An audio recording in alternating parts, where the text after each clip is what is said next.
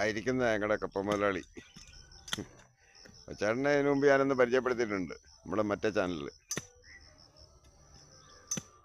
ചെറുപ്പക്കാരനാ കേട്ടോ, 94 കണ്ടായതേ ഉള്ളു.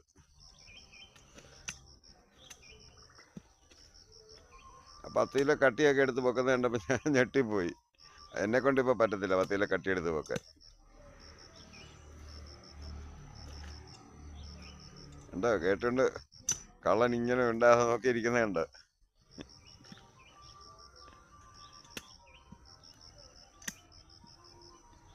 എത്ര ചേട്ടാ, 20 കിലോ ആണ് കൊടുക്കുന്നത്? എത്ര? രാവിലെ കടക്കാർക്ക് കൊടുക്കാൻ വേണ്ടി പറിക്കുന്നതാണ്. നമ്മൾ എന്താ വിലക്കാ ചേട്ടാ കൊടുക്കുന്നത്? 40. അവർ 50 വിൽക്കുന്നു. ചുമ്മാതെ ഇളക്കിയതാ എന്നെ. 40 രൂപയ്ക്കാണ് കപ്പ ഓടിക്കുന്നത്.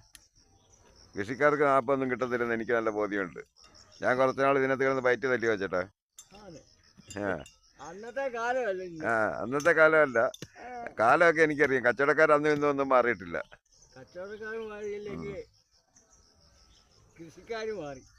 മിക്കവാറും അത് നമ്മുടെ കേരളത്തില്. വെട്ടത്തിയില്ലേ? വെട്ടത്തി വെച്ചേക്കും വെട്ട്. ഇന്നലെയായിരുന്നോ പറിച്ചു തുടങ്ങിയേ? ചേമ്പൊക്കെ വെച്ചാണ്ടാന്നോ?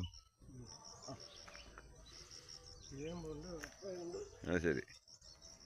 ഇതെന്താ ചേട്ടാ ഇവിടെ ഇച്ചിരി കാട് പിടിപ്പിച്ചിട്ടേക്കുന്നേ ഇത്രയുടെ? ഓ, മിച്ചം വന്നായിരിക്കും ഇല്ലേ?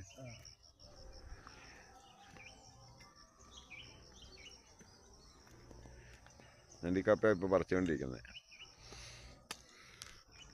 ഈ കപ്പ എത്ര മാസമായി വെച്ചിട്ടോ? 3 ഇല്ല, 2 മാസം.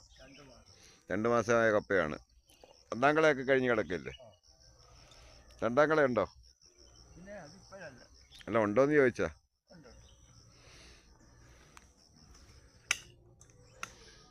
നമ്മൾ വേല ചെയ്യാത്തവർക്ക് ഇങ്ങനെ പലരും വേല ചെയ്യുന്നവരുടെ കണ്ട് ആസ്വദിക്കാൻ നല്ല സുഖമാണ്.